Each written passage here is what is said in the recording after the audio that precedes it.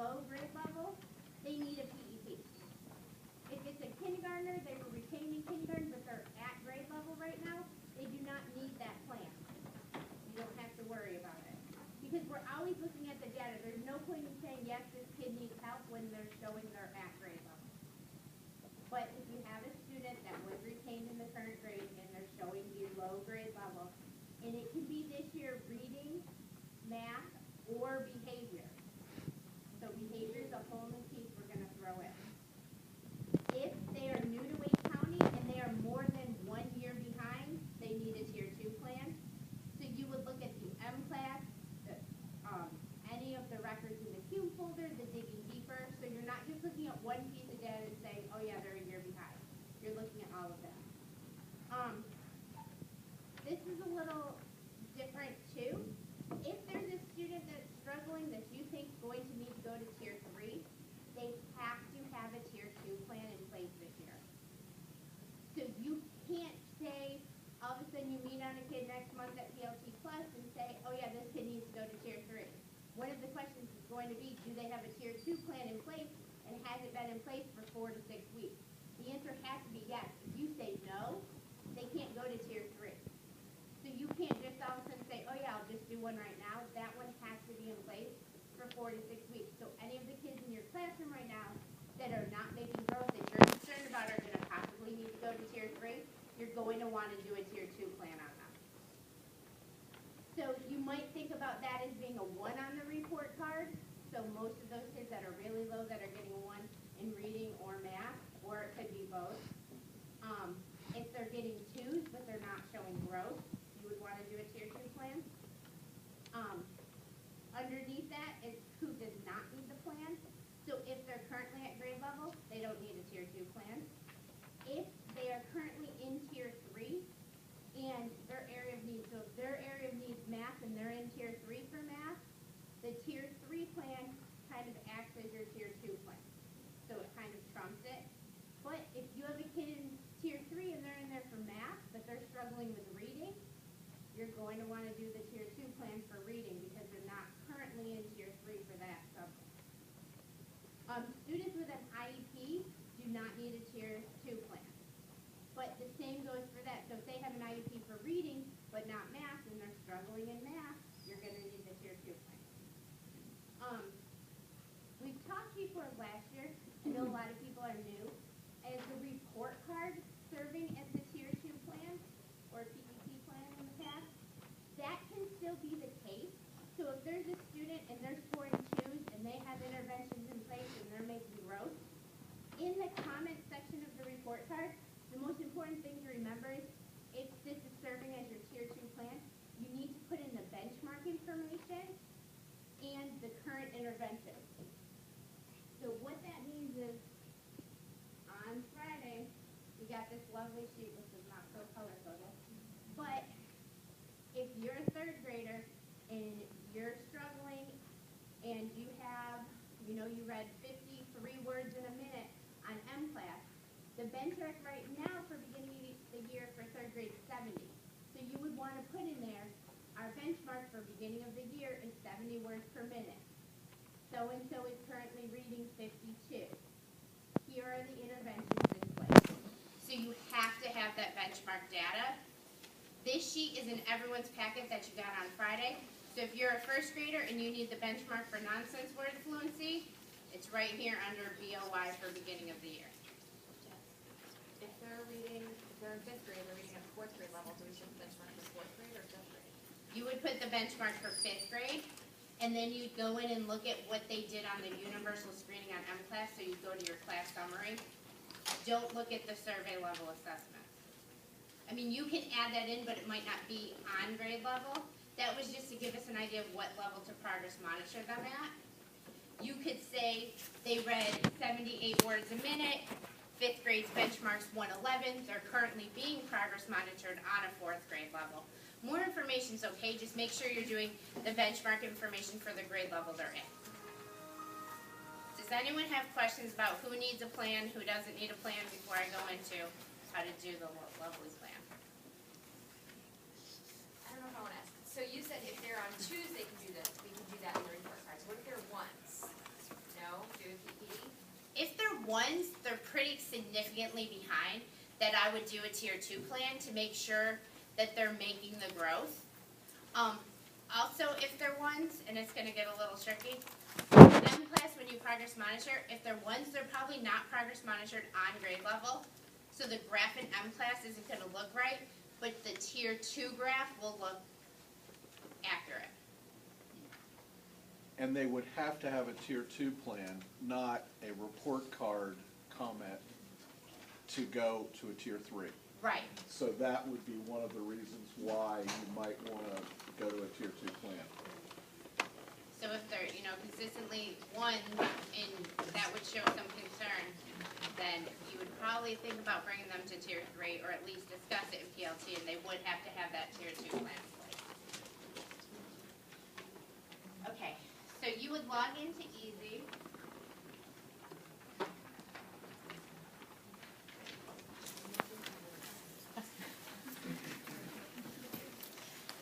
You can search the student you're looking for by last name or first name. I actually have a test student.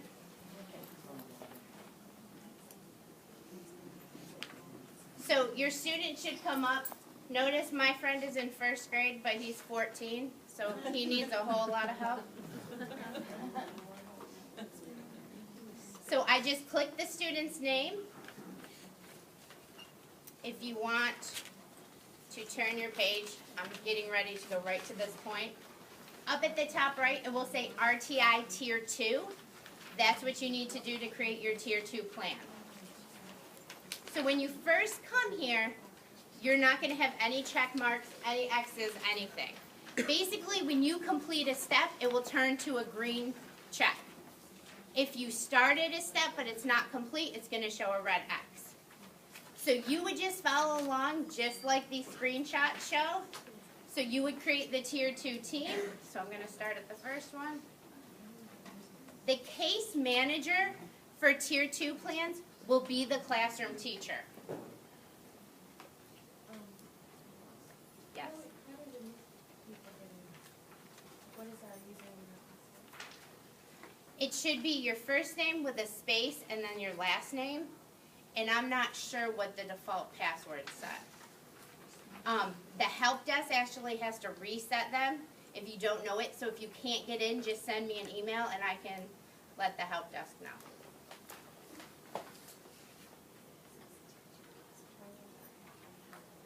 You won't have so many names come up because mine's a test case. I have everyone from the whole county.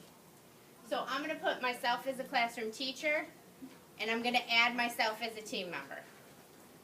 Then it's going to give you a list of everyone else at our school. And you just check who you want and you can add them on. You would think about adding in anyone that works with that student. So if it's an intervention teacher, you're going to want to add them. If it's an ESL teacher, you're going to want to add them. You can add in anyone on my free time I have added. So you just check the names of anyone you want to add, hit save and continue. Is there a minimum number of team members this year? Not that they said. So last year it had to be 3. I think you can go with the student has a Tier 2 case manager. So they have a plan from last year? If it says they have a case manager, it might be last year's. Just change it to your name.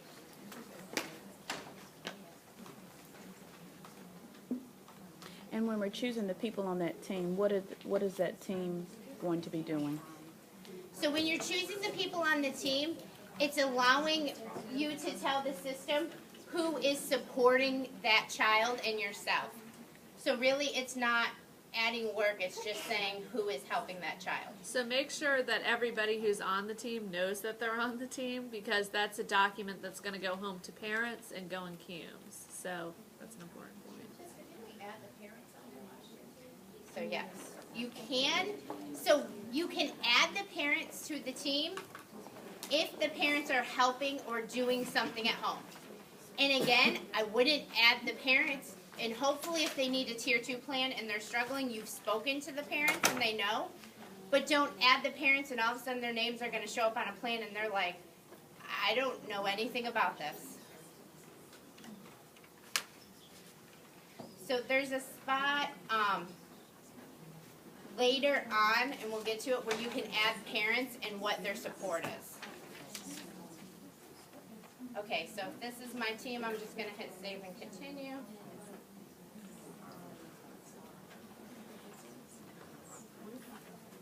Then we're going to go to general area of need. Here's where you can click math, literacy, or behavior.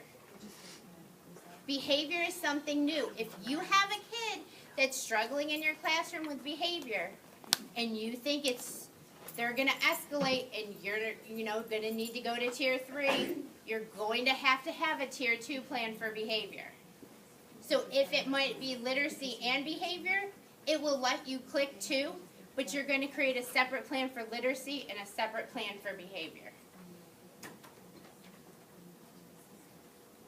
Literacy. And then just all the drop downs come down again.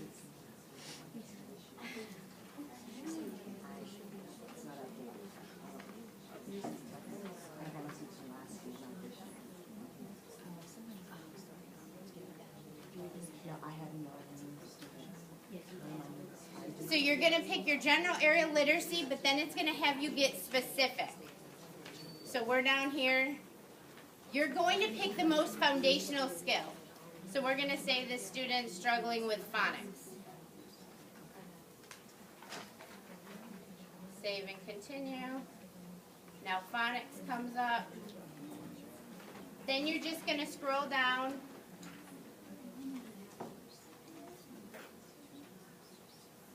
You're going to add in, we'll say they're struggling with CBC words.